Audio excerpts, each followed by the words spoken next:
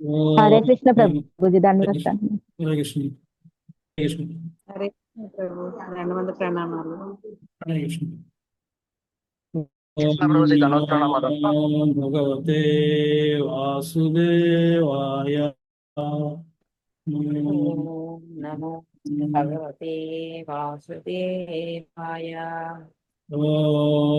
नमो भगवते वासुदेवाय। ओम नमो ओम भगवते सुदेवाय। नमो भगवते वासुदेवाय। ओम ఓం नमो నమో भगवते వాసుదేవాయ वासुदेवाय। नारायणं नमस्कृत्यं नारायणं नमस्कृत्यं नरं चैव नरोत्तमं नरं चैव नरोत्तमं देवीं सरस्वतीं व्यासं देवीं सरस्वतीं व्यासं ततो जयमुदीरये।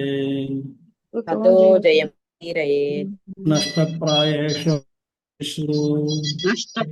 आयुषु भद्रेषु नित्यं भागवत नित्यं नित्यं भागवत सेवया सेवया भगवतमश्लोके भगवती उत्तमश्लोके भक्तिर्भवति भक्ति भक्तिर्भवति भवति नैष्टकी।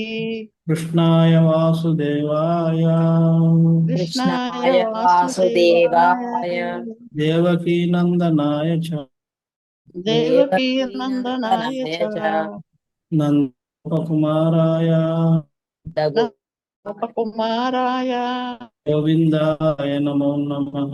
गोविन्दाय गोविन्दाय नमः। ॐ अज्ञानतिमिरान्धस्य ज्ञानाञ्जनाशलाकया चक्षुरुन्मिलितं येन तस्मै श्रीगुरवे नमः। श्रीचैतन्यमनोभीष्टं स्थापितं येन भूतले स्वयं रूपा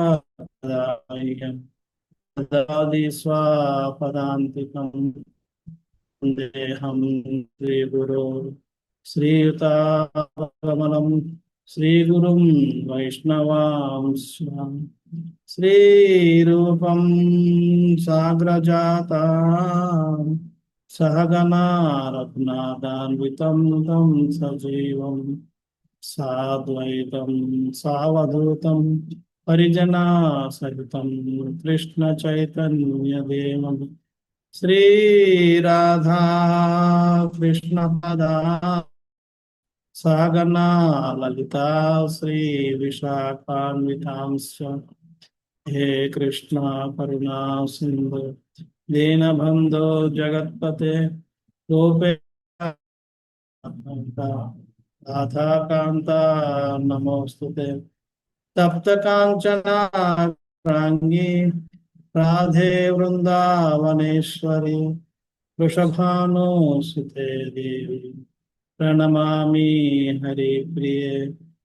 नमो विष्णुपादाय कृष्णप्रेष्ठाय भूतले श्रीमते भक्तिवेदान्ता स्वामी नामिने। नमस्ते सरस्वते देवे गौरवाणी प्रचारिणे निर्विशेष शून्यवादी पाश्चात्यदेशतारिणे वाञ्छाकल्पतरुभ्यश्च कृपा सिन्धुभ्य एव च पतितानां पावनेभ्यो वैष्णवेभ्यो नमो नमः। जय श्री कृष्ण चैतन्य प्रभु नित्यानंद श्री अद्वैता गदाधरा श्रीवासदि गौर भक्तवृंद। हरे हरे कृष्णा कृष्णा कृष्णा हरे हरे हरे राम राम राम हरे हरे। हरे कृष्णा। వీణులందు కార్యక్రమం మీ అందరికి స్వాగతం. మనం దీంట్లో ఇక ప్రథమ స్కందం 14వ అధ్యాయం పేరు శ్రీకృష్ణ అంతర్ధానం. దాంట్లో 22వ శ్లోకం నుంచి మనం చదవబోతున్నాం.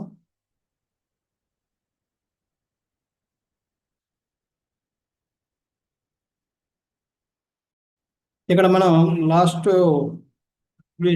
లాస్ట్ క్లాస్లో 21వ శ్లోకం వరకు చదివాం కదా. చదివా 21 వరకు చదివిసాం లేదా మనం కదా మొత్తం.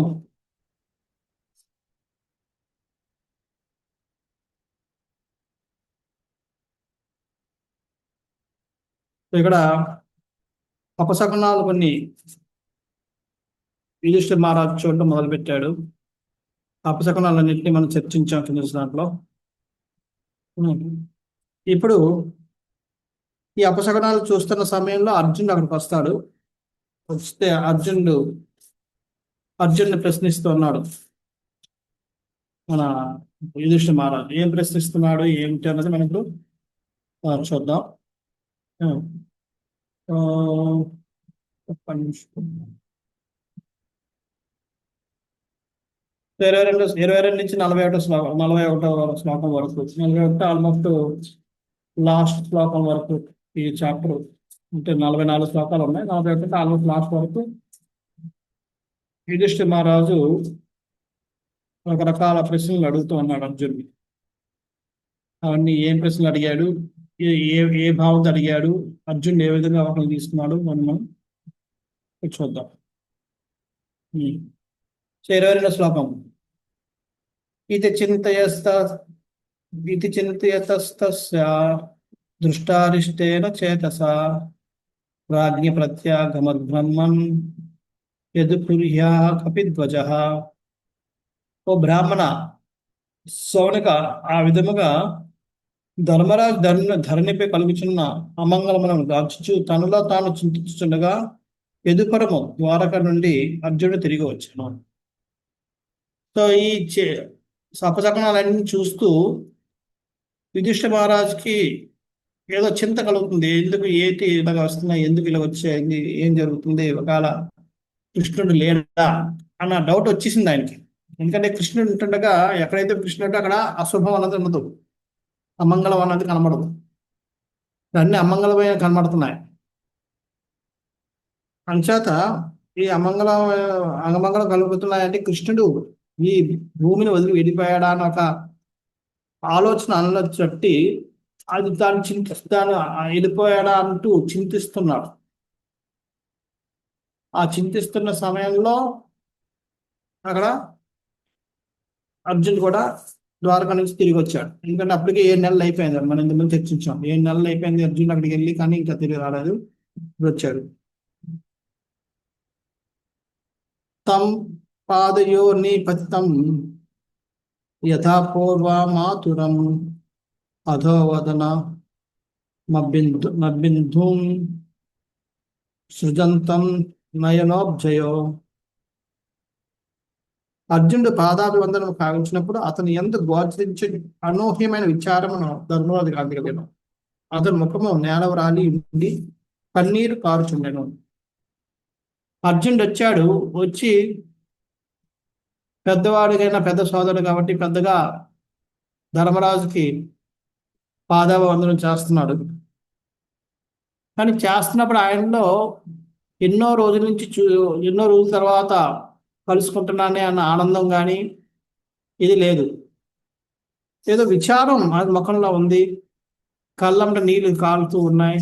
అవన్నీ యుధిష్ఠిర మహారాజు గమనించాడు. విలోక్యోద్విగ్న హృదయో విచ్ఛాయ మనుజం నృపః పృచ్చతి స్మ సుహృన్నంద్యే సంస్మరం నారదేరితం. హృదయ ఉద్విగ్నతచే నిస్తేజుడై ఉన్న అర్జునుని గాంచిన ధర్మరాజు అంతటి నారదముని కావించిన సూచనలు గుర్తు చేసుకుంటూ బంధువుల నడమ అతనిని ఇట్లు ప్రశ్నించను. హృదయంలో ఏదో ఉద్వేగం ఉంది. ఆ ఉద్వేగాన్ని ఆపుకుంటూ నిస్తేజ స్థితిలో అర్జునుడు అక్కడ నిలబడ్డాడు.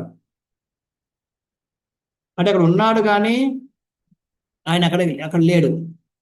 ఏదో బాధలో ఉన్నాడు. ఆ బాధ ఏదో తనలో తను అణుచుకుంటూ ఆ అణుచుకునే ప్రయత్నంలో ఉన్నారు తప్ప ఇక్కడ చుట్టుపక్కల వాళ్ళతోటి ఆ అణుచుకునే ప్రయత్నంలో చుట్టుపక్కల ఎవరున్నారు ఏమిటన్నది గుర్తించే దీంట్లో లేడు ఆయన.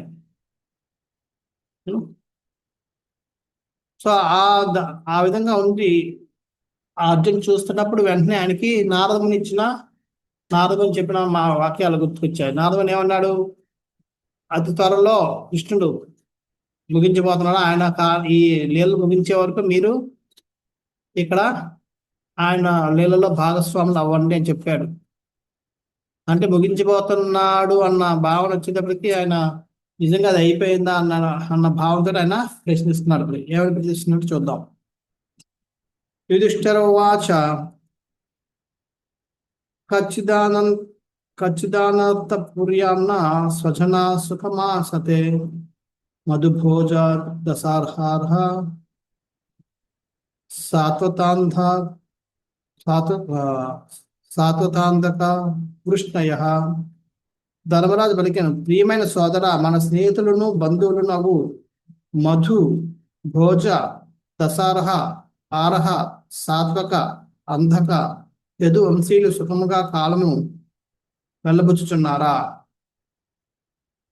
సో ఇవన్నీ యదు వంశంలో ఉన్న రకరకాల, అందరూ అంటే యాదవులు అయినప్పటికీ యాదవుల్లో కూడా ఇన్ని రకాలు ఉన్నాయి. మధు, భోజ, దశార్హ, ఆర్హ, సాత్వక, అంధక, యదు. అంటే ఎన్ని? 1 2 3 4 5 6 7 రకాల, 7 మళ్ళీ 7 పాయలు ఉన్నాయి. వాళ్ళ 7 వర్గాల వాళ్ళు ఉన్నారు. వీళ్ళందరూ యాదవులు అయినప్పటికీ కూడా వీళ్ళందరూ కూడా మళ్ళీ వేరు. సో వీళ్ళందరూ కూడా బాగానే ఉన్నారా అని అడుగుతున్నాడు. ఇప్పుడు ఒక్కొక్కరిని, ఇప్పుడు మొత్తం అందరిని అడిగేసి తర్వాత ఇప్పుడు ఒక్కొక్కరిని అడుగుతున్నాడు. ఎవరో పేరున. సూరోమాత మహాకచ్చిత్ స్వస్త్యాస్తే వాధవార్షి మహారిష మాతులః సానుజ కచ్చిత్ కుశల్యానక దుందుభిః. నా గౌరవనీయం మాతామహుడు సూరసేనుడు ఆనందంగా ఉన్నాడా? మేనమామైన వసుదేవుడు అతడి సోదరుడు కుశలమేనా? అప్పుడు ఒక్కొక్కరిని అడుగుతున్నాడు. అలాగే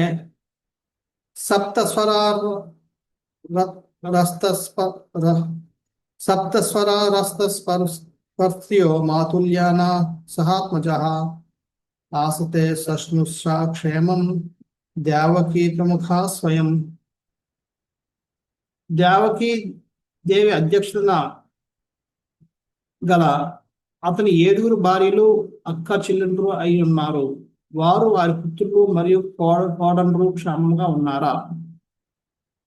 ఇక్కడ దేవకి అధ్యక్షుడు ఇంకో 7 ఉన్నారు. అంటే మొత్తం 8 మంది. వసుదేవుడికి 8 మంది భార్యలు. వాళ్ళ పేర్లు మనకి విశ్వనాథ చక్రవర్తి ఠాకూర్ వారు చెప్తారు. రోహిణి, ఉపదేవి, వృకదేవి, సప్తమీదేవి, శ్రద్ధాదేవి, శృతంధర, జన.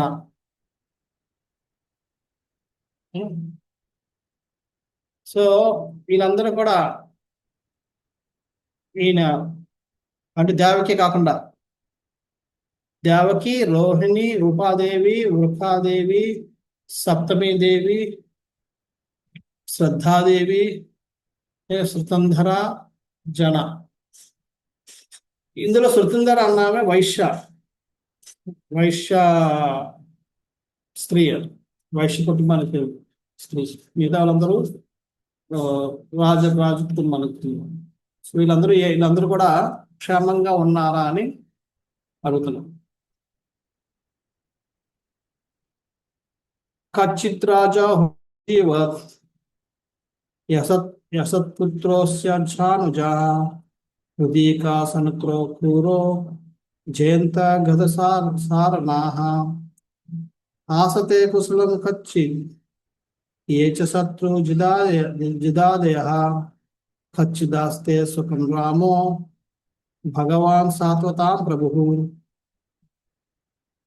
దుష్ట కంసుని జనకుడైన ఉగ్రసేనుడు మరియు అతడి సోదరుడు ఇంకనూ జీవించి ఉన్నారా? హృదీకుడు అతని తనయుడైన కృతవర్మ సుఖముగా ఉన్నారా? అక్రూరుడు, జయంతుడు, గదుడు, సారుణుడు, శత్రుజిత్తుడు ఆనందంగా ఉన్నారా? భగవానుడును భక్తరక్షకుడకు బలరాముడు ఎట్లున్నారు? ఈ విధంగా వీళ్ళందరినీ అడుగుతున్నాడు. దీంట్లో ప్రభుపాదులు రాసిన బలరాముడు పూర్ణ పురుషోత్తమ శ్రీకృష్ణ భగవాన్ని ప్రకాశ విగ్రహ రూపంగా అతని సన్నిహితం అతని అవవ్యహిత విష్ణుతత్వ రూపం అవుతే అందులకు కారణం. భగవానుడిని భగవానుడును భక్తరక్షుడు భగవాను చెప్పడానికి కారణం ఎందుకు భగవాన్ని సంబోధించాలని చెప్పి ప్రభుపాద వారు ఇక్కడ వివరణిస్తున్నారు. ఎందుకంటే పూర్ణ పురుష శ్రీకృష్ణక ప్రకాశ విగ్రహ రూపంగా అతని అవ్యవహిత విష్ణుతత్వ రూపం అవుతే అందులో కారణం. అంటే చెప్తారు భగవంతుడికి అంటే కృష్ణుడికి బలరాముడికి ఎటువంటి భేదం లేదు. ఓన్లీ భేదం ఏంటి? ఒక రంగు మాత్రమే. అంచేత ఆయన కూడా భగవంతుడు సమానం. రెండు భేదాలు. ఒకటేమో కలరు, కృష్ణుడేమో నీలమేఘశ్యామ, బలరాముడేమో శ్వేతమేఘవాళ్ళు. అంటే తెల్ల మబ్బుల్లాగా ఉంటాడు, ఈ నల్ల మబ్బుల్లాగా ఉంటాడు. అది ఒకటి. రెండోది ఆయన బలరాముడు ఇప్పుడు దాస్య భావంలో ఉంటాడు. నేను భగవంతుడి యొక్క దాసులను. ఆ రెండే తేడా.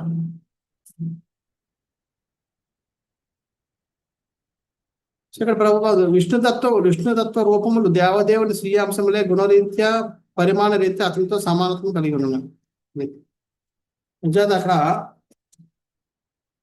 విష్ణుతత్వాలలో ఈ స్వీయ అంశాలు గుణ రూపంలోను పరిమాణ రూపంలో కూడా రెండింటిలోనూ ఒకేలాగా ఉంటారు. ఇక్కడ విశ్వనాథ్ చక్రవర్తి ఠాకూర్ ఇంకొంచెం వివరణ ఇస్తున్నారు. ఇక్కడ మనకి ఉగ్రసేనుడు బాగున్నాడు అని చెప్పారు. ఉగ్రసేనుడి పేరు ఇక్కడ లేదు. అది ఎలాగంటే ఆహుక.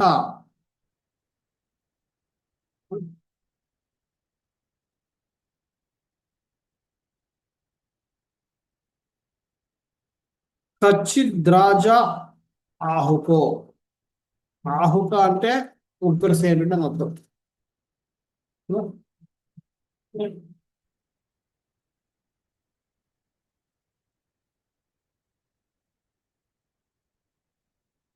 సో ఉగ్రసేనుడి యొక్క చిన్న తమ్ముడు, అందరికీ చిన్నవాడు దేవక. ఆ దేవక యొక్క కూతురే దేవకి. ఆ విధంగా దేవకి కంసుడికి చెల్లెలయ్యి. ఎందుకంటే సొంత చెల్లెలు కాదు, చిన్నాన్నగారి పెళ్లి కూతురు అనమాట.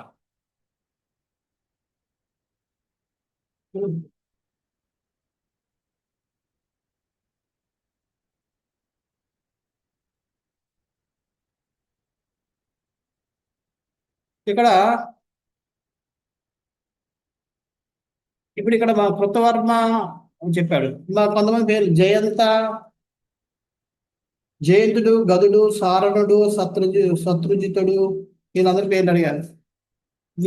వీళ్ళందరూ ఎవరంటే వీళ్ళందరూ కూడా దేవకి యొక్క వసుదేవుని యొక్క కుమారుడు.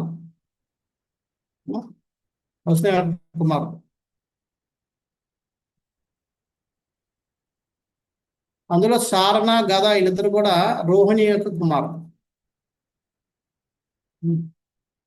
ఈ విధంగా వీళ్ళందరూ కూడా వసుదేవుడి కుమారుని కూడా అడుగుతున్నాడు ఎలా ఉన్నారు.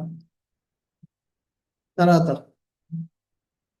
ప్రద్యుమ్న సర్వవృష్ణీనాం సుఖమాస్తే మహారథః గంభీరరయో నిరుద్ధో వర్ధతే భగవానుత. వృష్ణి వంశంలో మహారథుడైన ప్రద్యుమ్నుడు ఎట్లున్నాడు? అతడు సుఖంగా ఉన్నాడా?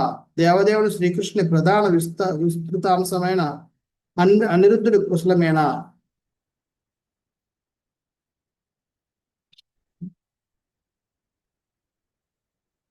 సుషేణశ్చారు దేష్ణశ్చ సాంభో జాంబవతి సుతః అన్యే చ కారుష్ణి ప్రవర సపుత్ర వృషభాదయః. శ్రీకృష్ణ తనయులలో ప్రధాన సుషేణుడు ఎవరంటే సత్యభామ యొక్క కొడుకు. చారుదేష్ణుడు రుక్మి యొక్క ఓ కుమారుడు. జాంబవతి తనయుడు సాంబుడు, వృషభుడు మొదలగు వారు వారి వారి సంతానంతో సహా కుశలముగా ఉన్నారా. సో ఈ విధంగా అడుగుతున్నాడు. ఈ భాషలన్నీ మీరు చదువుకోండి, భాషలు పెద్దగా ఏం లేవు.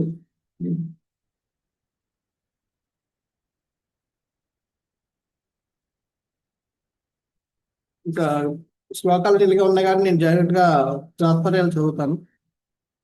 అలాగనే భగవాని నిత్య సహచరులను బలరామకృష్ణులచే రక్షితులను అగు శృతదేవుడు, ఉద్ధవుడు, నందుడు, సునందుడు మరియు ఇతర సాత్వత ఋషభులు తమ తమ కర్మలను చక్కగా నిర్వహించుచున్నారా. మనతో నిత్య బంధుత్వమును కలిగిన వారందరూ మన క్షేమం గూర్చి తలుచుచున్నారా. వాళ్ళందరూ బాగున్నారా, వాళ్ళకి మనకి చాలా సంబంధం ఉంది కాబట్టి వాళ్ళు మన కోసం ఆలోచిస్తున్నారా, మన క్షేమాల కోసం అడిగారా అని చెప్పి అడుగుతున్నారు. పాండవ పురుషులు ప్రభుపాద వారు ఇక్కడ దీని భాషలో కొన్ని రాస్తున్నాను ముఖ్యమైనవి. పాండవ సైతము ముక్త పురుషులైనట్టు వారే దరిద్రిపై శ్రీకృష్ణ భగవాన్ దివ్యనెలలో తమ సేవలు అందజేయక వారు అతనితో పాటు అవతరించిరి. సో వీళ్ళందరూ అవతరిస్తున్నారు, వీళ్ళందరి పేర్లు చెప్తున్నారు. వీళ్ళందరూ కూడా కృష్ణులకు అనుచరులు. ఇక్కడ ప్రభుపాద గుర్తు చేస్తున్నారు. వాళ్ళే కాదు, పాండవులు కూడా కృష్ణు యొక్క అనుచరులే. వాళ్ళు కూడా కృష్ణుని యొక్క లీలలో భాగస్వామ్యం చేయడానికి ఆయనతో పాటు అవతరించిన వాళ్ళే. విష్ణుతత్వం మరియు జీవతత్వం నడుమ గల భేదం ఇదియే. జీవతత్వం భగవాన్ అతి సూక్ష్మ శక్తి స్వరూపులైనందున దేవదేవుని నిత్య రక్షణము వారికి ఎల్లవేళలా అవసరం. సో విష్ణుతత్వాలకి రక్షణ అవసరం లేదు, దేవతత్వాలకి భగవంతుడి యొక్క రక్షణ అవసరం. అదే వాళ్ళు ముక్త పురుషులైన వారు అగ్నికాలంలో వంటి వారైనందున అగ్నితో కూడి ప్రభలు వెదజల్లగలరే గాని స్వతంత్రంగా కాదు. కనుక వారి పరాధీనత్వము సహజమై ఉన్నది. ముక్త పురుషులు కూడా ఎలాగా, ముక్త పురుషులు అగ్ని కణాలు అంటారు. అగ్ని కణాలకి ఆ అగ్ని యొక్క స్వభావం ఎప్పుడు వస్తుంది, వాళ్ళు ఎప్పుడైతే అగ్నితో సంబంధం కలిగి ఉంటారో. సో మనం అందరం అగ్ని కణాలు అంటాం. అగ్ని కణాన్ని మనం అగ్ని నుంచి బయటికి తీస్తే చల్లబడిపోతుంది, కానీ ఎప్పుడైతే అగ్నితో పాటు ఉంటుందో అగ్నిలాగా పనిచేస్తుంది. సో అలాగే ముక్త పురుషులందరూ కూడా ఇప్పటి వరకు వాళ్ళకి భగవంతుతో సాంగత్యం సంబంధం కలిగి ఉంటుందో అప్పటి వరకు వాళ్ళందరూ కూడా చాలా పవర్ఫుల్ ఉంటారు. అంటే వాళ్ళకి ఎప్పుడు కూడా ఆ సంబంధం అన్నది అవసరం. అందుకని మనం ఎంత సాధకులు, ఎంత పెద్ద సాధకులు అయినా ఏమైనా సరే, ఏ రోజైతే మన భగవంతుడితో సంబంధాన్ని మనం వదులుకుంటామో ఆ రోజు నుంచి మన పతనం మళ్ళీ మొదలైతాం. చేత ఈ సాధన అనేది నిత్య సాధన ఎప్పుడు జరుగుతూనే ఉంటారు. అదే వైష్ణవులకి మాయవాదులకి ఉన్న తేడా. మాయవాదులు ఎంతో కష్టపడి తపస్సు చేసి ఒక స్థితికి వెళ్ళాక అక్కడ ఆగిపోతారు. అక్కడి నుంచి ఇంకేం చేయరు, దాన్ని భోగిస్తూ ఉంటారు. అది ఎప్పుడైతే క్షీణిస్తుందో అది క్షీణే పుణ్యం. మర్త్యలోకం మత్స్యలోకం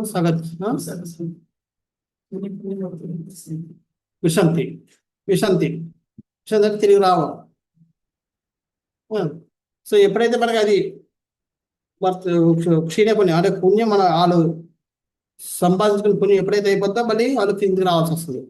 భక్తులకి అది బాధ ఉండదు, ఆ డేంజర్ ఉండదు. ఎందుకంటే వాళ్ళు ఎప్పుడు కూడా భగవంతుడి సేవలో నిమగ్నలై ఉంటారు. వాళ్ళకి పుణ్యం క్షీణించడం అనేది ఉండదు, ఎందుకంటే వాళ్ళు సేవ ఎప్పుడు చేస్తూనే ఉంటారు కాబట్టి. అంచేత ముక్త పురుషులు ఎప్పుడు కూడా భగవంతుడితో సంపర్కంలో ఉంటారు కాబట్టి ఎప్పుడు కూడా ముక్త పురుషులు. బద్ధస్థితిలో ఉన్న జీవులే కొన్నిసార్లు ఎప్పుడైతే ముక్త పురుషులైనా సరే భగవంతుడితో సంబంధాన్ని విడిచిపెట్టినప్పుడు వాళ్ళు బద్ధ జీవులు అయిపోతారు. ఎప్పుడైతే ఈ బద్ధజీవి మళ్ళీ భగవంతుడితో సంబంధాన్ని ఏర్పరచుకుంటుందో మళ్ళీ ముక్త పురుషులు. సో మనందరం ఆ సంబంధాన్ని ఏర్పరచుకుని ముక్త పురుషులు అయ్యే కార్యక్రమంలో మనం ఉన్నాం. అంచేత పరాధీనత్వం సహజంగా ఉంటుంది. ఎందుకంటే మనందరం పరుల యొక్క ఆధీనం అంటే భగవంతుడి యొక్క ఆధీనంలో మనం ఎప్పుడు కూడా ఉంటాము, స్వతంత్రంగా ఉంటాం.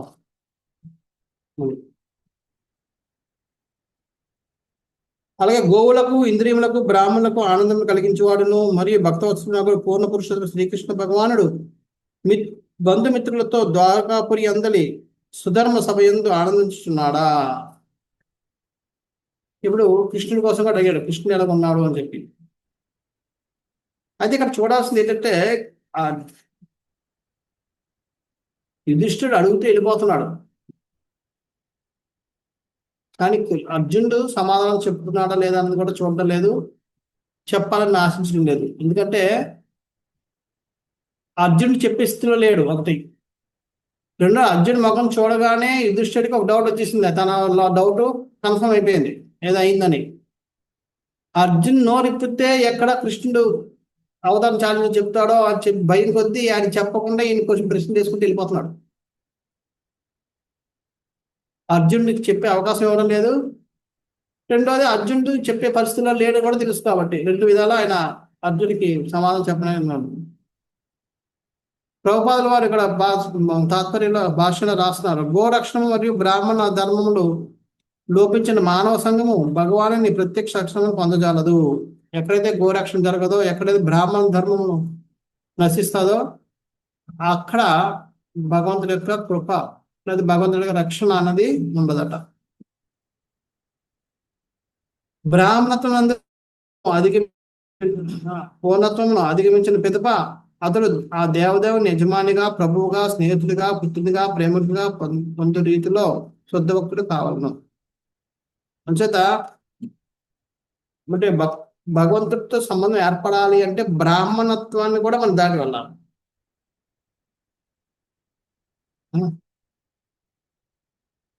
బ్రాహ్మణత్వం అందరూ పూర్ణత్వాన్ని సాధించిన తర్వాత అప్పుడు భగవంతుడితో మనం దాస్య భావం, యజమానిగా, ప్రభువుగా,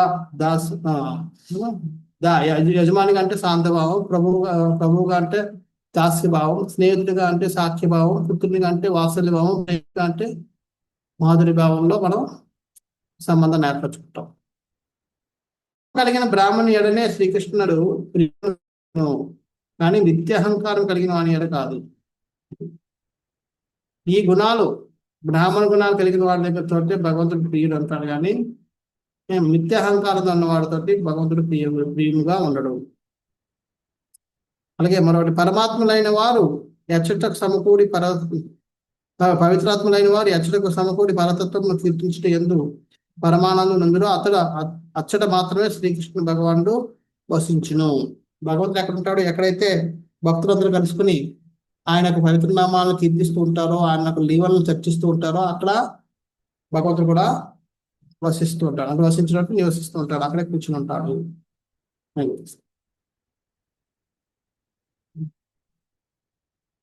ఇక్కడ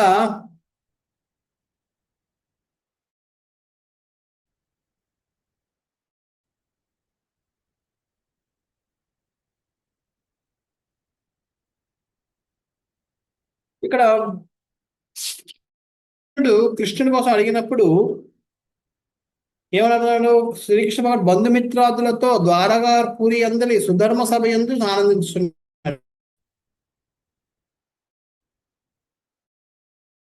మిగతా పొత్తులతోటి బంధువులతోటి వాళ్ళందరితోటి క్షేమంగా ఉన్నారా అని తెలుస్తుంది. కానీ ఇక్కడగా కృష్ణుని క్షేమంగా ఉన్నారని అడగడం లేదు, అందుకే కృష్ణుని అడగాల్సిన అవసరం లేదు. కృష్ణుడు ఆనందం ఉన్నప్పుడు ఇంకెవరు ఉంటారు ఇక్కడ ఏమంటాడు, అందుకనే ఏమడతాడు, ఇంది అసెంబ్లీ అంటే సుధర్మ సభ యందు ఆనందంగా ఉన్నాడు. అంటే సభ అంటే ఆయనతో పాటు మిగతా వాళ్ళు కూడా ఆనందంగా ఉండి, మిగతా వాళ్ళు ఆనందంగా ఉంటే కృష్ణుడు కూడా ఆనందంగా ఉంటాడు. అంచేత కృష్ణుడు ఆ విధంగా ఆనందంగా ఉన్నాడా అని అడుగుతున్నాడు.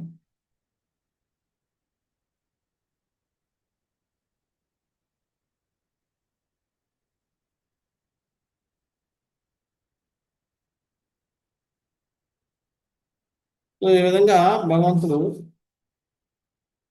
భగవంతుడి కోసం ఆయన బాగున్నాడు అని చెప్పకుండా వేరే విధంగా అడుగుతున్నాడు. దివ్యభోక్తి అయిన శ్రీకృష్ణ భగవానుడు, అనంత దేవుడైన బలరాముడు సమస్త విశ్వకు క్షేమము, రక్షణము, పురోగతులకే ఎదుకులము అన్నది సముద్రమున విరాజిల్లుచున్నారు. ఆ దేవదేవుని భుజదండములచే రక్షింపబడి యదువంశీలందరూ ఆధ్యాత్మిక జగమునకు చెందిన వారి వలె జీవితము అనుభవించుచున్నారు. ఇక్కడ ఈ యదువంశస్థుల యొక్క వారి యొక్క అదృష్టాన్ని కొనియాడుతున్నాడు. వాళ్ళందరూ కృష్ణుడు బలరాముని యొక్క రక్షణలో వాళ్ళందరూ ఉన్నారు. పురోగతులకే ఎదుకులమనడి విశ్వం యొక్క క్షేమము, రక్షణ యొక్క పురోగతి కొరకే వాళ్ళు యదువంశం అనేది సముద్రంలో విరాజించుకున్నారు. సముద్రంలో ఎంతసేపు ఆడినా సరే మనకి అంత అది ఎప్పటికి కూడా మనం అలిసిపోదు తప్ప దానికి అక్కడ ఆనందం మనకు వస్తూనే ఉంటుంది. సో అదేవిధంగా ఎదుకులం అనే దీంట్లో వాళ్ళు ఆ భక్తుల సమక్షంలో వాళ్ళు కూడా ఆనందాన్ని అనుభూతి పొందుతున్నారు. ఎందుకు వాళ్ళు అనుభూతి పొందుతున్నట్టుగా వాళ్ళు కనబడుతుంది, అది అలా కనబడుతున్నప్పటికీ నిజానికి అది లోక కళ్యాణం కోసం, విశ్వం యొక్క క్షేమము, రక్షణ కోసమే వాళ్ళు ఆ విధంగా చేస్తున్నారు. అలాగే వాళ్ళు ఆ యదువంశం యొక్క అది సముద్రాన్ని ఎందుకు పోల్చారు? ఎందుకంటే ఒక కృష్ణుడికి ఒక్కొక్క కృష్ణుడికి 16,000 మంది భార్యలు, ఒక్కొక్క భార్యకి 10 మంది పిల్లలు. అంటే ఎక్కడ ఉంది, అక్కడ 1,60,000 మంది అయిపోయారు పిల్లలతో. మళ్ళీ ఆ పిల్లలకు ఒక్కొక్క 10 మంది పిల్లలు. ఆ విధంగా కృష్ణుడి యొక్క కుమారులు, భార్యలు, మనవాళ్ళు కలుపుకుంటేనే దగ్గర 20 లక్షల మంది అయిపోయారు. అదొక కృష్ణుడి సంతానం. అలాగే బలరాముడు, వీళ్ళందరూ సంతానాలు పడుకుంటే అదొక చిన్న సముద్రమే. అందుకే సముద్రం, యదువంశ సముద్రం, యదుకులం అనేది సముద్రం విరాజిల్లుతున్నాడు అని చెప్పి ఆయన చెప్పాడు.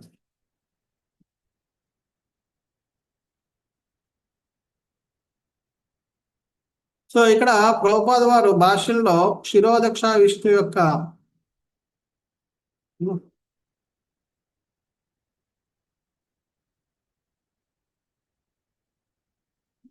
చెప్తున్నారు. భాష్యం చదువుతాను. భాష్యంలో విష్ణు భగవానుడు ప్రతి విశ్వమునందును గర్భోదక్ష విష్ణు, క్షీరోదక్ష విష్ణు అన్న 2 రూపములతో వసించి ఉన్నని పలుమార్లు మనం చర్చించున్నాము. విశ్వనందుని ఉత్తరాగ్రమణ క్షీరోదక సాయి విష్ణు యొక్క లోకము కలదు. అక్కడ ఉంది ఉత్తరాగ్రం, ఉత్తర వైపున అగ్రస్థానంలో ఉంది. అచ్చట ఘనమైన క్షీరసాగరమున క్షీరోదక్ష విష్ణు బలదేవుని అవతారమైన అనంతుని శయ్యపై పవళించి ఉన్నాడు. ఉత్తరం వైపున ఉన్నాడు క్షీరోదక్ష విష్ణు. అక్కడ క్షీర సముద్రం ఉంది. ఆ సముద్రంలో అనంతుని యొక్క శయ్యపై ఆయన పవళించి ఉన్నాడు అని క్షీరోదక్ష విష్ణు యొక్క దీన్ని. ఆ విష్ణులోక వాసులే మహాపౌరుషికులు అని పిలువబడదు. అనగా భగవాన్ సేవలో ప్రత్యక్షంగా నిలకొని ఉన్నవారు అని భావం. అయితే అక్కడ ఆ క్షీరోదక్ష విష్ణు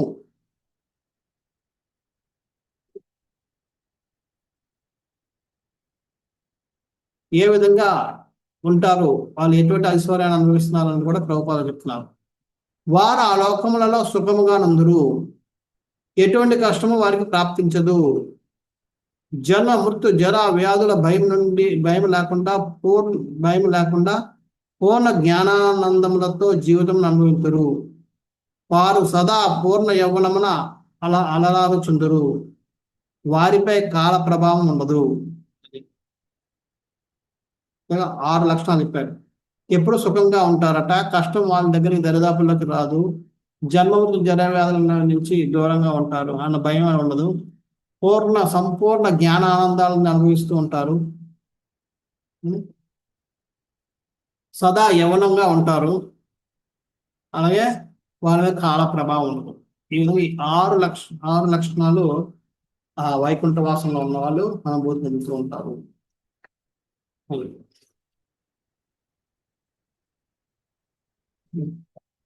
నెక్స్ట్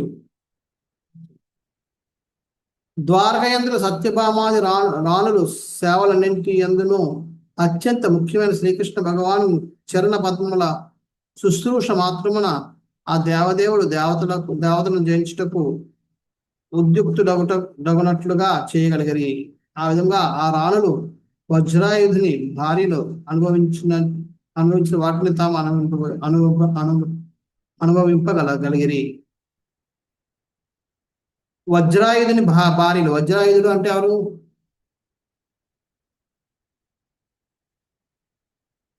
ఎవరు తెలుసా? వజ్రాయుధుడు అంటే ఇంద్రుడు కదా ప్రభు. ఇంద్రుడు. వజ్రాయుధాన్ని ధరించిన వాడు వజ్రాయుధుడు.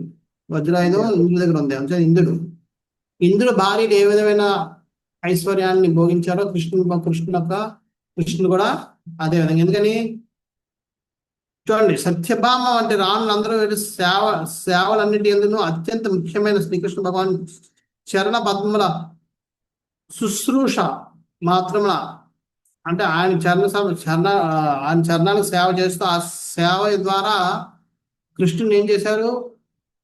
దేవత కూడా యుద్ధం చేయించి వాళ్ళు జయించి వాళ్ళకి కావాల్సింది పొందగలిగారు. ఆ విధంగా దేవతా లోపల ఏవైతే ఉన్నాయో అవన్నీ కూడా ఇక్కడ ద్వారకా నగరంలో కూడా పొందగలిగారు. వాళ్ళు పొంది దేవతలందరూ అక్కడ ఏదైతే అనుభవిస్తున్నారో భోగిస్తున్నారో ఆ భోగ ఐశ్వర్యాలన్నీ కూడా ఇక్కడ కూడా వాళ్ళు భోగిస్తూ ఉన్నారు అని చెప్పి చెప్తున్నారు.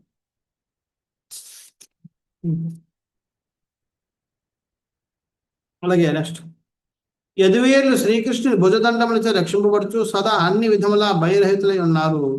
కనుకనే దేవతోత్తములకు తగి ఉన్నను వారి నుండి బలవంతముగా గ్రహింపబడిన సుధర్మం అనేది సభయందు వారు యథేచ్ఛగా విహరించుచున్నారు. సుధర్మ సభలో ఉన్న గొప్పతనం ఏంటంటే ఆ సభలో కూర్చున్న వాళ్ళు ఎవరు కూడా ముసలి వాళ్ళు ఎవరు అంటే వాళ్ళ మీద కాల ప్రభావం ఉండదు. ఇప్పుడు 40 సంవత్సరాలు 50 సంవత్సరాల వయసులో మీరు లోపలికి వెళ్ళారు. ఒక సుధర్మ సభలో 60 సంవత్సరాల పాటు లేకపోతే 10 సంవత్సరాల పాటు ఉన్నారనుకోండి, బయటకు వచ్చినా మీ వయసు ఎంత ఉంటుంది? మళ్ళీ 40 సంవత్సరాలు ఉంటుంది, 50 సంవత్సరాలు అవ్వదు. అక్కడ కాల ప్రభావం ఉండదు. అది ఆ సుధర్మ సభ యొక్క గొప్పతనం. అంటే వాళ్ళు ఆ ధర్మసభలో కూర్చుని యథేచ్ఛగా వాళ్ళు విహరిస్తూ ఉన్నారు.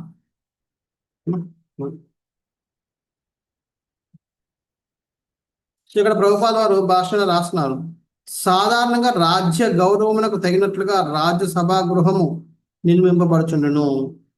అదే విధముగా స్వర్గలోకమందలి సుధర్మ నామ సభాగృహము దేవతోత్తముల గౌరవమునకు తగినట్లుగా నుండెను. అటువంటి సభాగృహము భూగోళము పైనున్న ఏ దేశం కొరకును నిర్దేశింపబడలేదు. యాలయనా దేశం భౌతికంగా ఎంత అభివృద్ధి చెందినో మర్చిలోక మానవుడు దానిని నిర్మింప సమర్థుడు కాడు. కానీ శ్రీకృష్ణుడు భూలోకమున నిలిచినప్పుడు యదువీరులు స్వర్గలోకము సంబంధించిన సభాగృహము బలవంతంగా తెచ్చి ద్వారకలో నిలిపిరి.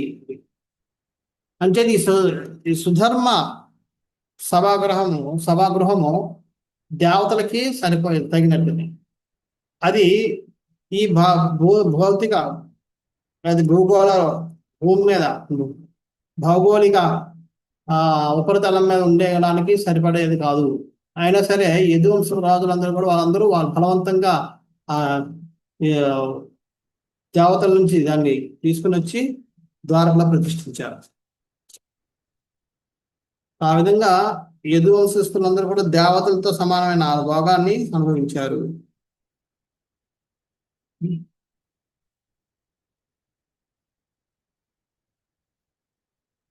సో ఆ రీతిగానే యదువంశం వారు విశ్వమును గల సర్వవిధ సౌకర్యములను సుఖములను శ్రీ భగవానులకు అర్పించింది.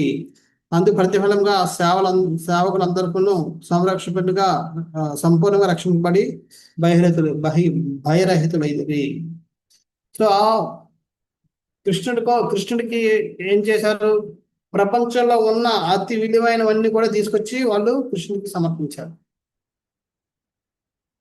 ఎక్కడైనా బెస్ట్ ఏదైనా ఉందంటే అక్కడికి వెళ్ళి అది తీసుకుని వచ్చేసి కృష్ణుడికి సమర్పించారు యదువంశం. అంచేత యదువంశీయులందరినీ కూడా కృష్ణుడు ఏం చేస్తున్నాడు? సంపూర్ణంగా రక్షిస్తూ ఉన్నాడు.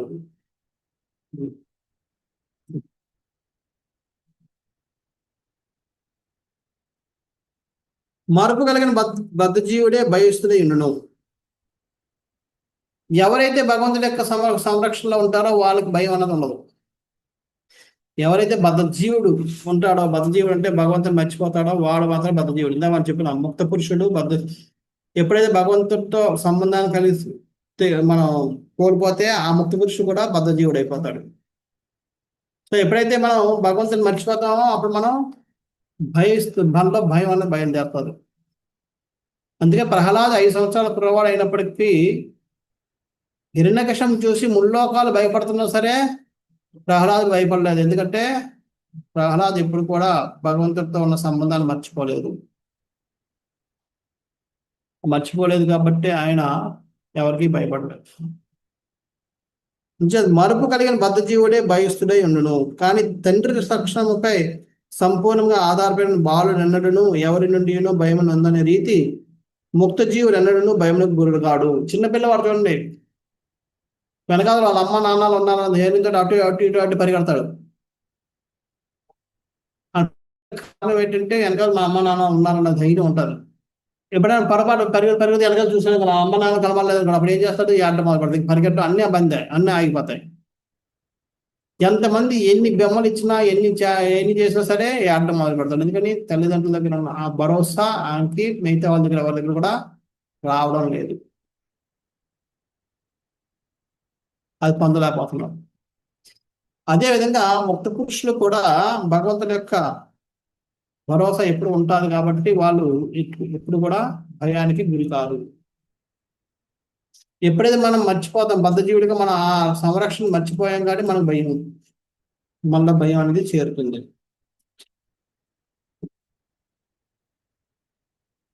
ఇవన్నీ చెప్తున్నా సరే, ఇవన్నీ అడుగుతున్నా సరే అర్జునుడు ఒక్క మాట కూడా మాట్లాడడం లేదు.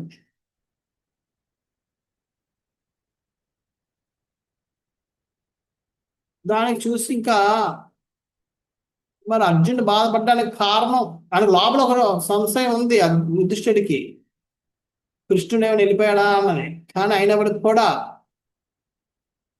ఇంకేమైనా అది కాకుండా ఇంకేదైనా కారణం చెప్తే బాగుండు అన్న ఉద్దేశం మీద ఆయన మళ్ళీ ఇప్పుడు వేరే రకంగా ప్రశ్నిస్తున్నాడు. వాళ్ళందరూ బాగానే ఉండుంటారు, అందుకని ఏం చెప్పలేదు, బాగోపోయి వాడికి ఏదో చెప్పుకుంటేవాడు, ఇంకేమైనా అయిందా అని చెప్పి ఇప్పుడు చెప్తున్నాడు. ఇప్పుడు అర్జున్ కోసం అడుగుతున్నాడు.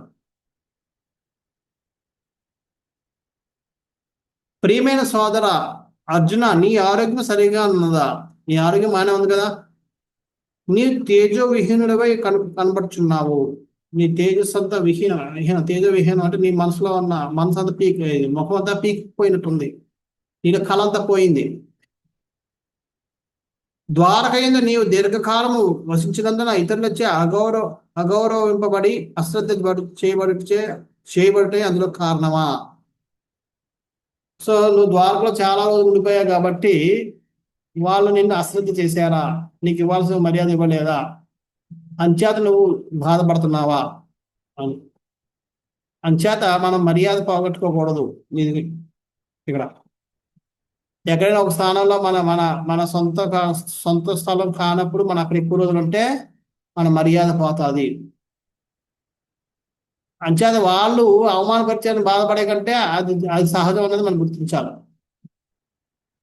అది యుధిష్ఠిర మహారాజు కూడా దాన్ని వక్కానిస్తున్నాడు, అంటే అప్రూవ్ చేస్తున్నాడు. అంచేత ఎక్కడైనా మనం ఎక్కువ రోజులు ఉన్నప్పుడు మనం పట్టించుకోలేదంటే మనం దానికోసం బాధపడాల్సిన అవసరం లేదు, అది సహజంగా జరిగేదే. అంచేత అటువంటి స్థితి తెచ్చుకోకుండానే మనం జాగ్రత్తగా ఎక్కువ రోజులు ఉండకుండా మన జాగ్రత్తగా మనం వెళ్ళిపోవాలి.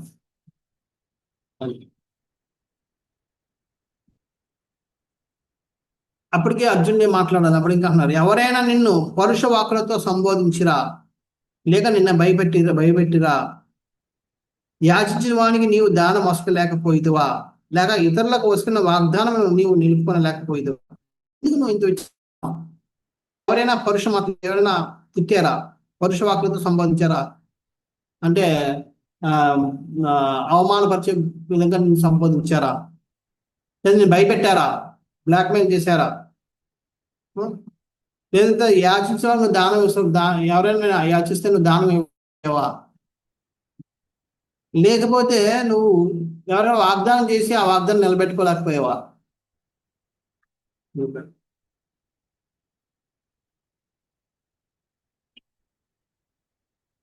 సో ఇక్కడ ప్రభుపాద రాస్తున్నారు, క్షత్రియ ధర్మంలో అర్ధార్థులైన వారు కొన్ని మార్లు ధనము కొరకే క్షత్రియుని గాని ధనవంతుని గాని కలిగించుందరు. అర్ధార్థులు అంటే అర్థం అంటే ధనాన్ని ఆర్జించేవారు, ఆశించేవారు, కోరుకునేవారు కొన్నిసార్లు ధనవంతుడైన క్షత్రియుల దగ్గరికి కానీ లేదంటే ధనవంతుని దగ్గరికి కానీ వెళ్తూ ఉంటారు. ఆ విధంగా దానం అర్థించినప్పుడు పాత్ర అపాత్ర భేదము మరియు దేశ కాలమును అనుసరించి దానము నసుకుంటే ధనం కలిగిన వారి యొక్క ధర్మమే ఉన్నది.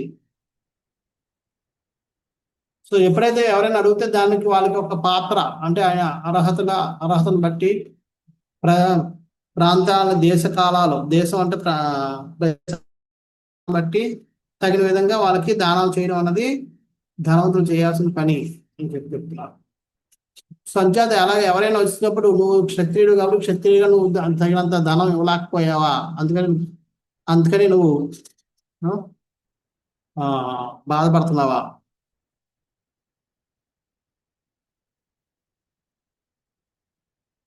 లేదంటే ఇంకా శరణ నొసగా తగినటువంటి వారైన బ్రాహ్మణులకు, బాలులకు, గోవులకు, స్త్రీలకు, రోగగ్రస్తులకు నీవు సదా ఆశ్రయం నిచ్చువాడవు.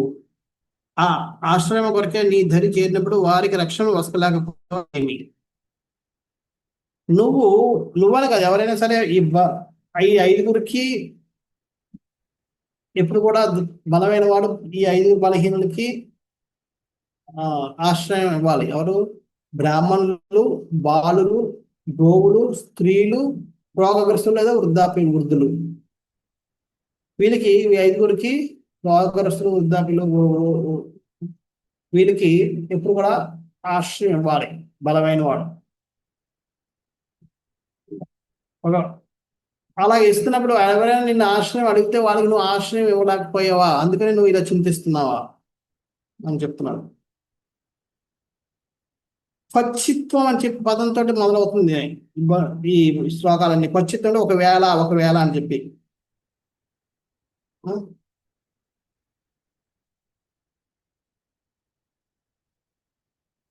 దోషపూర్ణ స్వభావం కలిగిన స్త్రీతో సంపర్కం పొందితివా, లేక యోగ్యురాలైన స్త్రీకి తగినంత గౌరవం వసకలేకపోతేవా, లేక మార్గ మధ్యంలో నీకన్నను బలహీనులు లేదా నీతో సమానమైన వారితో ఓడింపబడితివా. సో ఎక్కడైతే అంటే ఈ దోషపూర్ణ స్వభావం, చెడు స్వభావం ఉన్న స్త్రీతో సంపర్కం చేసిన అది కూడా కలంకమే. ఆ వల్ల నువ్వు ఇచ్చేసి అందుకని బాధపడుతున్నావా, లేదా యోగ్యురాలైన స్త్రీకి సగిన గౌరవం ఇవ్వలేకపోయావా.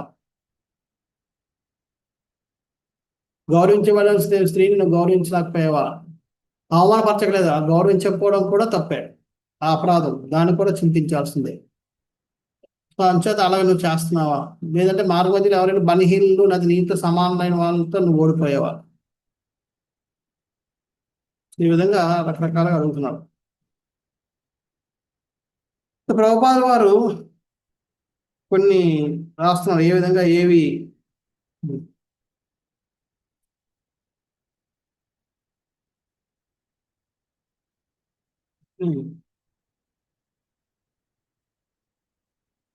సంపర్కం కోరి చెంతకోరిన స్త్రీని పురుషుడు నిరాకరించరాదు అనేది సత్యమే అయినను అదే సమయం ఇచ్చుట తెలుగును విచక్షణను సైతం పాటించవలను. అది ఇప్పుడు ఎవరైనా ఒక స్త్రీ ఒక పురుషుని దగ్గరికి వచ్చి నేను తమ వివాహం ఆడమని అడిగినప్పుడు ఆయన తిరస్కరించకూడదట. కానీ కొన్ని విచక్షణ సూచనల్ని పాటించాలి. ఏంటది? స్త్రీ ఎప్పుడు కూడా పురుషుని కన్నా తక్కువ కులానికి చెందిందై ఉండాలి. అలా ఉన్నప్పుడు పర్వాలేదు. శూద్ర వర్ణము కన్నను హీనమైన వర్ణములకు చెందిన హిడంబి భీమసేనని పొందగోరెను. అంటే ఆయన ఫస్ట్ లో శూద్రుల కంటే హీనం కాబట్టి అటువంటి హీనురాలు అంటే ఇక్కడ ఫస్ట్ లో చెప్పారు సరే, దోషపూర్ణ స్వభావం కలిగిన స్త్రీతో సంపర్కం పొందేవా అంటే ఆమె అందుకని హీనురాలు కాబట్టి దాన్ని తిరస్కరించాలి. అందుకనే భీమసేనుడు మొదట్లో తిరస్కరిస్తాడు హిడింబని వివాహం ఆగడానికి. తర్వాత ఆమె వచ్చి కుంతిని ధర్మరాజుని యుధిష్ఠిరుని బతిమలాడితే వాళ్ళిద్దరూ ఆదేశిస్తారు. ఆ వారి ఆదేశానుసారం ఆయన వివాహం ఆడి ఆమెతో ఆయన కాపురం చేసి నీకు పిల్లవాడు పుట్టే వరకు నేను ఉంటాను, ఒకసారి పిల్లలు పుట్టిన తర్వాత నేను వెళ్ళిపోతాను చెప్పి ఘటోత్కచుడు పుట్టిన వెంటనే ఘటోత్కచుడికి తల్లి భారాన్ని అప్పచెప్పి ఆయన వచ్చేస్తాడు. సో ఈ విధంగా అంచేత తనకన్నా తక్కువ చేస్తుంది అంగీకరించారు, కానీ మరీ అలాగని చెప్పి హీనురాల్ని అంగీకరించకూడదు. అలాగే శుక్రాచార్యుడు బ్రాహ్మణుడైన కారణం అతని పుత్రికను వివాహం అంటూ యయాతి నిరాకరించెను. యయాతిని వివాహం వివాహం ఆడమని శుక్రాచార్యుని యొక్క కూతురు ఆయనతో ప్రేమలో పడి ఆయన వివాహం ఆడమంటది. కానీ యయాతి తిరస్కరిస్తాడు. శుక్రాచార్య కోపం వచ్చి దాన్ని శపిస్తాడు యయాతికి. ఇది అది పెద్ద స్టోరీ తప్పదు ఆ విధంగా. ఎందుకని శుక్రాచార్యుడు బ్రాహ్మణుడు కాబట్టి ఈయన క్షత్రియుడు బ్రాహ్మణ స్త్రీని వివాహం ఆడడానికి లేదు. అందుకు పాండురాజు ధృతరాష్ట్రులకు జన్మనసుకుటకే బ్రాహ్మణ వ్యాసదేవుని ఆహ్వానింపబడెను. సత్యవతి జాలర వంశం చెందినదైనను గొప్ప బ్రాహ్మణుని పరాశరుడు ఆమె ద్వారా వ్యాసదేవుని పొందెను. ఈ విధంగా స్త్రీ సంగమమునకు చెందిన ఉదాహరణ చరిత్రలో పెక్కు గోచరించను. అవి హీనములు గాని అట్టి సంఘ ఫలములు చెడు గాని కాలేదు. స్త్రీ పురుషుల సంగమము సహజమే అయినను అది నియమిత పద్ధతులను అనుసరించి జరగవలను. తద్వారా సంఘ పవిత్రత నశించడు గాని ప్రపంచ కలతకు కారణం మగు అవాంఛిత జనాభా ఉద్యోగుడు కానీ జరగబోదు. స్త్రీ పురుషుల సాంగత్యం జరగాలి, కానీ అది ఒక పద్ధతిలో జరిగినప్పుడు అది సంఘానికి కళ్యాణదాయకం అవుతుంది, లేకపోతే అది కంటకం అవుతుంది, కలతకి దారి చేస్తుంది. చేత మనం ఆ నియమాన్ని మనం పాటించాలి. మళ్ళీ ఇంకా అడుగుతాం, నీతో కలిసి భుజించడానికి అర్హులైన వృద్ధులను బాలులను నీవు సరైన ఆదరణ చూపలేదా? వారిని వదిలేసి ఒంటరిగా నీవు ఒకడివే భుజించుతావా ఏమి? లేక అత్యంత నిందనీయమై క్షంతవ్యం కానటువంటి కార్యమును ఏదైనా నువ్వు చేసి ఉంటివా? ఎప్పుడు కూడా బ్రాహ్మణులు పిల్లలతో కలిసి తినాలి. ఒకవేళ వాళ్ళని వదిలిపెట్టి వాళ్ళు అక్కడ ఉంటే వాళ్ళు వదిలిపెట్టి తినడం కూడా తప్పు. సో ఇన్ని నియమాలు ఉన్నాయి. ఇవన్నీ కూడా మనం ఎగరగొడుతూ చేస్తుంటాం, ఎవరు కూడా పట్టించుకోం. అంటే ఎప్పుడైనా పిల్లలు కానీ బ్రాహ్మణులు కానీ వృద్ధులు కానీ ఉంటే వాళ్ళ ముందు వాళ్ళని అడగకుండా వాళ్ళకి పెట్టకుండా మనం తినకూడదు. అలాగే అంత నిందనీయమై క్షంతవ్యం అంటే క్షమించడానికి తగలది అని, క్షమించడానికి కూడా అర్హత లేనిటువంటి అటువంటి హీనమైన కార్యం ఏమైనా చేసావా, అందుకని నువ్వు ఇలా బాధపడుతున్నావా అని చెప్పి అడుగుతున్నాడు. ఇక్కడ ప్రభుపాద వారు ఒక గృహస్థగా ఏం చేయాలనేది చెప్తున్నాడు. బాలులకు, వృద్ధులకు, బ్రాహ్మణులకు, శక్తిహీనులకు తొలుత ఆహారం నచ్చుకుంటే గృహస్థుని ధర్మమే ఉన్నది. దీనికి తోడుగా ఆదర్శనీయుడైన గృహస్థుడు తాను ఆహారం స్వీకరించటకు మొదలు ఎవరినో ఒకరిని పిలిచి అపరిచిత క్షుద్రాత్తుల్ని పిలిచి ఆహారము నందించడం అత్యంత అవసర కార్యము. చెప్పిన 5గురిని మనం పోషించాలి. అందులో అందరికంటే ముందు బాలులకి ఇవ్వాలి, దాని తర్వాత వృద్ధులకి, తర్వాత బ్రాహ్మణులకి, తర్వాత శక్తిహీనులకి, తర్వాత లాస్ట్ స్త్రీలకి. అందరికి ఇచ్చిన తర్వాత కూడా తినడానికి ముందు బయటికి వెళ్ళి ఎవరైనా ఆకలితో ఉన్నారా అని అడిగి ఎవరు లేకపోతే అప్పుడు తినాలట. ఇప్పుడు అలా కేకేస్తారు, ఊరంతా మన దగ్గరే ఉంటుంది. ఇప్పుడు అది వర్తించదు అనుకోండి. అందుకనే కొన్ని మనం ఇంత ఉన్నది ఉండదు తోచో తప్పకుండా మనం ఇప్పుడు పాటించలేం. కానీ కొంతవరకైనా మనం పాటించాలి. అవసరమైతే నిజంగా అది అవసరమైన వ్యక్తి అలా నిలబడి ఉంటే మనం ఖచ్చితంగా వాళ్ళకి మనం సేవ చేయాలి.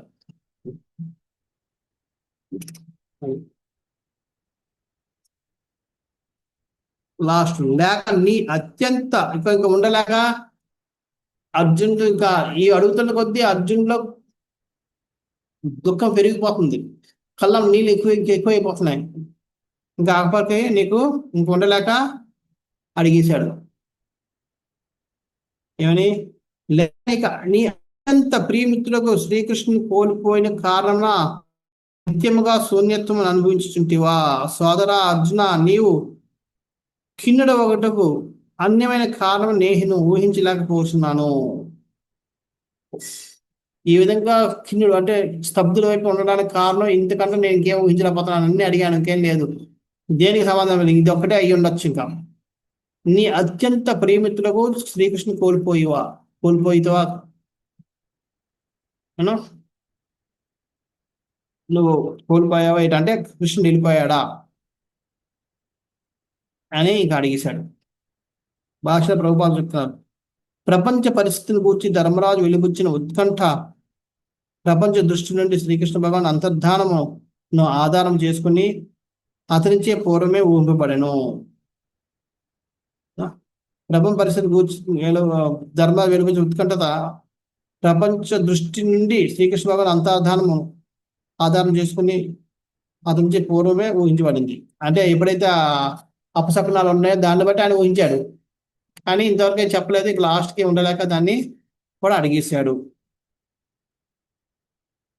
దానికి అర్జున్ ఏ సమాధానం చెప్పాడు? అర్జున్ ఏ విధంగా బాధపడుతున్నాడు?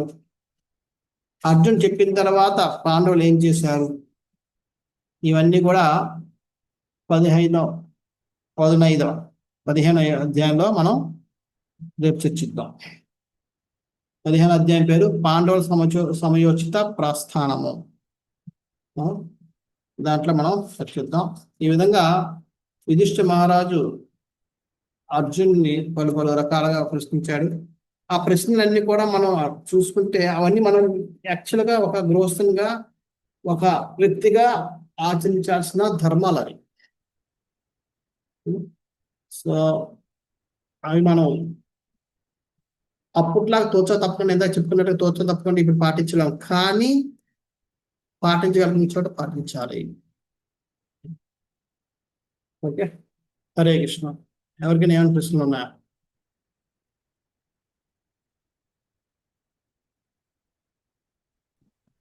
హరే కృష్ణ ప్రభుజీ. హరే కృష్ణ. ప్రభుజీ, ఇందాక అంటే ఎవరైనా ఎక్కువ కాలం ఉన్నప్పుడు మన గౌరవ మర్యాదలకు భంగం కలగకుండా చూసుకోవాలి, అలా ఎక్కువ కాలం అక్కడ ఉండకూడదు అని అన్నారు కదా. దాని గురించి కొద్దిగా వివరంగా చెప్పండి. ఇక్కడ మన బంధువుల గట్టి ఇంటికి వెళ్ళినప్పుడు ఎక్కువ కాలం అంటే మన మర్యాద ఉండదు. ఫస్ట్ రోజు వెళ్తే కుర్చీ వేస్తారు, నీళ్ళు పెడతారు, అన్ని చేస్తారు. రెండో రోజుకి ఏమో మనం కుర్చీ ఉండదు, నీళ్ళు పెడతారు. మూడో రోజు నీళ్ళు ఉండవు. నాలుగో రోజు భోజనం ఉండదు. ఐదో రోజు వంట మిమ్మల్ని చేసుకుంటారు. ఇలాగ అయిపోతుంది. ఆరో రోజుకి ఎప్పుడు వెళ్తావు అన్నట్టు చూస్తారు. సో ఇంకా రోజుకి మన యొక్క మర్యాద తగ్గుతూ ఉంటారు. ఇంకా మనం తగ్గించుకునే స్థితిగా రెచ్చిపోకూడదు.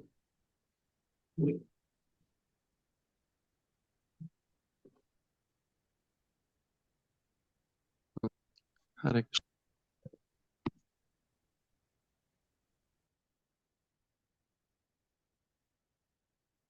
మన పని అయిపోతే వచ్చాడు.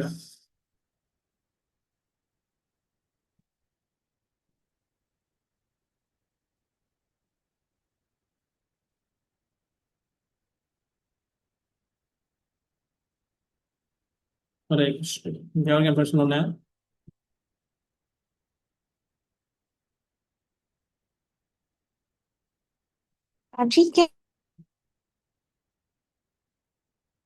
Abhi, can I ask a question? No. Okay. Okay. Somebody is telling you something, so they are telling for your good only. ఆ? Somebody might be telling you something to follow something, but you don't listen. You understand, but you're not able to follow because that is for our good. That is for That is for our good. I didn't get your question. I'm telling somebody will tell you something Hmm. or give you advice. Hmm. So that is for our benefit. How do you know that that is for our benefit? Okay. ఎవరైనా మనకి advise ఇస్తే అది మన మంచి కోసం అని చెప్పి ఎలా తెలుస్తుంది అంటున్నాం. ఎలా తెలుస్తుంది అంటే అది మనం చూసుకోవాలి, వాళ్ళు చెప్తున్న దోషం మనలో ఉందా లేదా అని.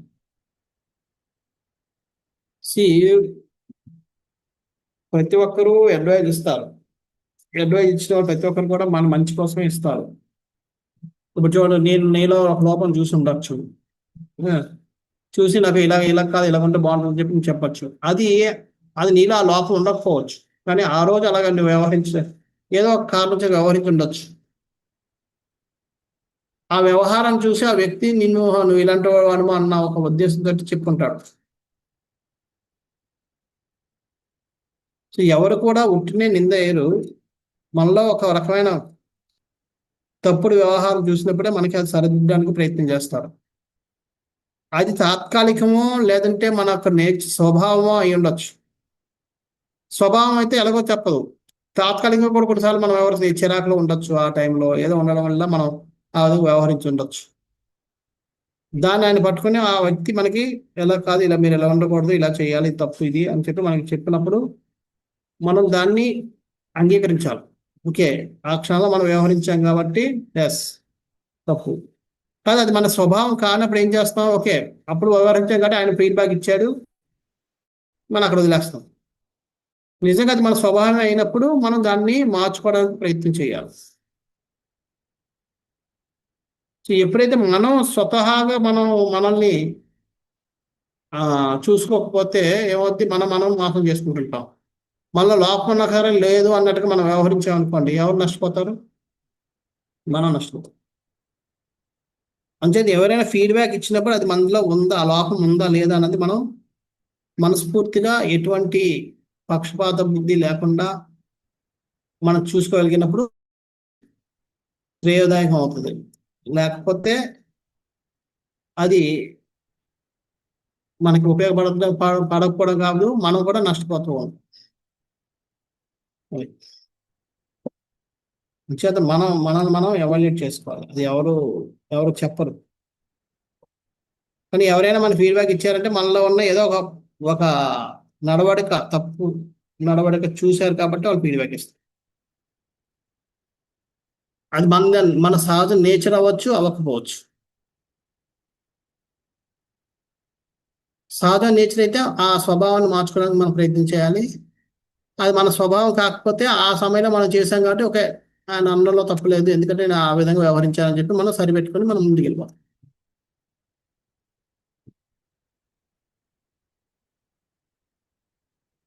Okay.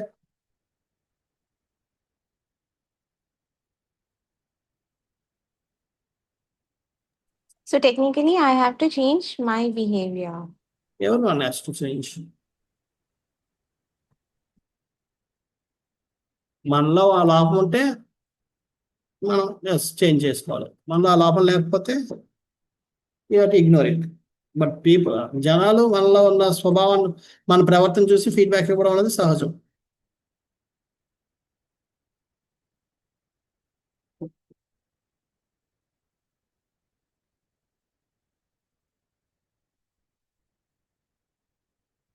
So if that behavior is continuing, that means there is a lot of false ego.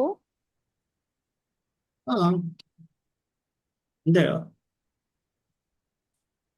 కంటిన్యూగా అంటే ఇంకా కంటిన్యూ చేస్తున్నావు అంటే నువ్వు మారడానికి ప్రయత్నించడం లేదు, అంటే నువ్వు నీ లోపాన్ని మన లోపాన్ని మనం అంగీకరించడం లేదని అర్థం. నాలో లోపం లేదనుకున్నప్పుడే నేను మారడానికి ప్రయత్నించను.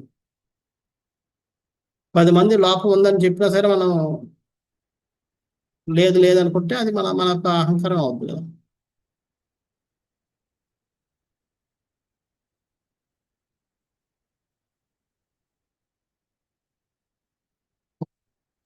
So technically, the day you change, that day you will receive mercy. ఒక మార్పు అన్నది ఒక రోజులో రాదు. ఈ రోజు నేను మంచిగా వ్యవహరించడం మాత్రం అది మార్పు అయిపోదు. మార్పు అన్నది అది సహజంగా, అంటే ఎప్పుడు కూడా మనం ఆ విధంగా ప్రవర్తించగలిగినప్పుడు అది మార్పు అవుద్ది. ఇప్పుడు చూడండి, నేను రోజు సిగరెట్లు కాలుస్తాను, రోజు 10 సిగరెట్లు కాలుస్తాను, కానీ ఈ రోజు నేను ఎక్కడికో వెళ్ళాను, అక్కడ నాకు సిగరెట్లు దొరకలేదు, కాల్చలేదు. దాని అర్థం నేను మారిపోయినట్లు కాదు.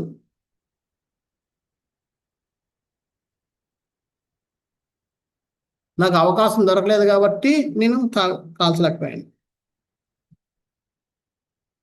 కానీ అవకాశం ఉన్నా సరే నేను కాల్చకపోతే అప్పుడు నేను మారను.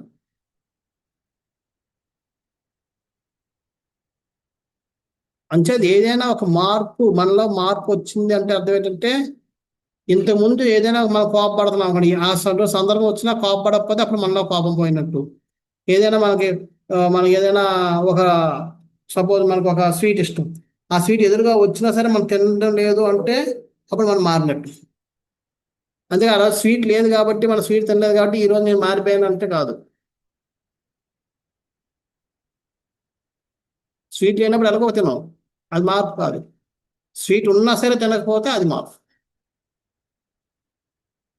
అంచేత మార్పు అనేది ఒకరోజు మనం ఏదో బిహేవ్ చేసినందుకు మాత్రం మార్పు అయిపోదు. ఆ మార్పు అనేది సహజంగా ఉండాలి, ఎప్పటికీ అలాగే ఉండాలి, ఏ పరిస్థితుల్లో అలాగే ఉండాలి, అప్పుడు అది మార్పు అవుద్ది, చేంజ్ అవుద్ది. అంతేగాని చేంజ్ అని వన్ డేలో మనం చేంజ్ అయిపోయాలని చెప్పలేం ఎవరు కూడా.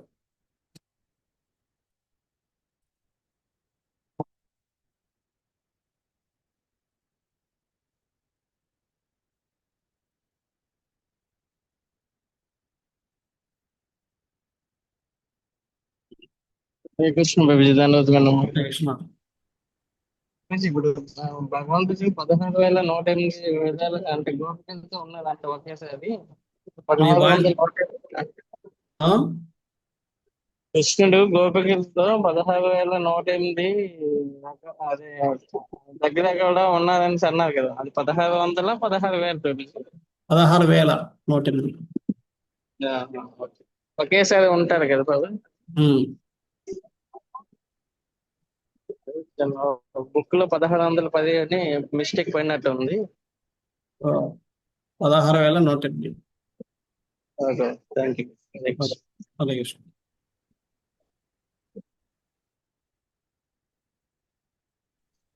హరే కృష్ణ ప్రభు, దండవత్. హరే కృష్ణ.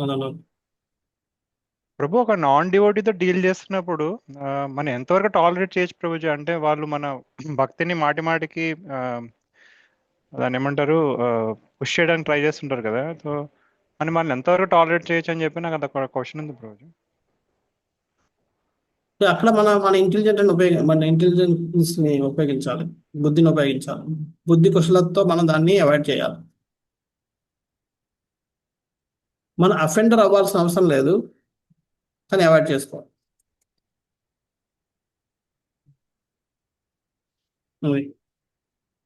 అటువంటిప్పుడు మనం ఏం చేస్తామంటే అటువంటి సాంగత్యంలోకి వెళ్దాం. ఇప్పుడు మీరు నేను కూర్చుంటే మన ఇద్దరిలో ఏదో గొడవ వస్తుంది అన్నప్పుడు మనం బెస్ట్ ఏంటంటే, బాగున్నారా అంటే బాగున్నాం, ఇలా ఏం చేస్తున్నారు అంటే అప్పటి వరకు చేసుకుని కూర్చుని పక్కకి వెళ్ళిపోతాం, అంతే. మన ఇద్దరు కూర్చుని ఎప్పుడైతే మనం వాదిస్తాం ఏదో ఒక ఇష్యూ మీద, మన ఇద్దరికి వాగ్వాదం ఎప్పుడు అవుతుంది, గొడవలు అవుతుంటాయి, కేకలు వేసుకుంటాం అన్నప్పుడు, అది ఎప్పుడు ప్రతిసారి అలాగే అవుతున్నప్పుడు మనం బెటర్ ఏంటి, ఒక లెవెల్ తర్వాత మనం వెళ్ళిపోవాలి. అంటే అది ఇప్పుడు ఇంట్లో అయితే ప్రభు, ఇంట్లో ఇప్పుడు మా హస్బెండ్ వైఫ్ ఉన్నప్పుడు అట్లా ఎట్లా ప్రభు? హస్బెండ్ వైఫ్ ఉన్నప్పుడు మనం జాగ్రత్త చూసుకోవాలి. అప్పుడు అది మనం వెళ్ళిపోలేం కానీ ఆ ఇష్యూ వచ్చినప్పుడు మనం లేచి వెళ్ళిపోవడం బెటర్. దాన్ని మనం కొన్నిసార్లు ఏంటంటే better we lose the win game. Okay, నా తప్పు, నీకంటే నా తక్కువ అని చెప్పి దాన్ని అక్కడ ఆపేయడం బెటర్. మనం ప్రూవ్ చేసుకోవాల్సిన అవసరం లేదు మనకంటే వాళ్ళకంటే మనం గొప్ప వాళ్ళం అని.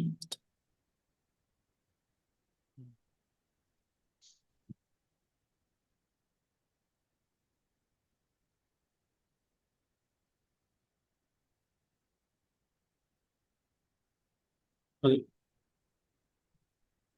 చేత ఒక వైఫ్ హస్బెండ్ లో ఆర్గ్యుమెంట్ వచ్చినప్పుడు better we lose the game. అరే దాన్ని అక్కడ సర్దు మనగేటట్టు చేయడం బెటర్. అల్టిమేట్ గా మీరు దాన్ని ఆర్గ్యుమెంట్ పెద్ద చేసుకుంటే పోయేది మన ఇల్లే కాలేదు.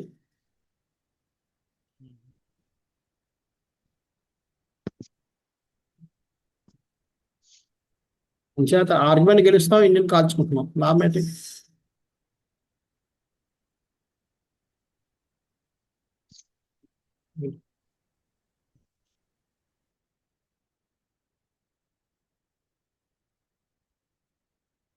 హరే కృష్ణ. ఎవరికైనా ఇంకేం ప్రశ్నలు లేకపోతే ఇక్కడ ఆపుదాం. శ్రీల ప్రభుపాదకి జయ. గ్రంథరాజ్ శ్రీమద్ భాగవతానికి జయ. వాంఛా కల్పతరుభ్యశ్చ కృపా సింధుభ్యైవ చ పతితానాం పావనేభ్యో అనంతకోటి వైష్ణవులకి జయ. హరే కృష్ణ ప్రణామాలు.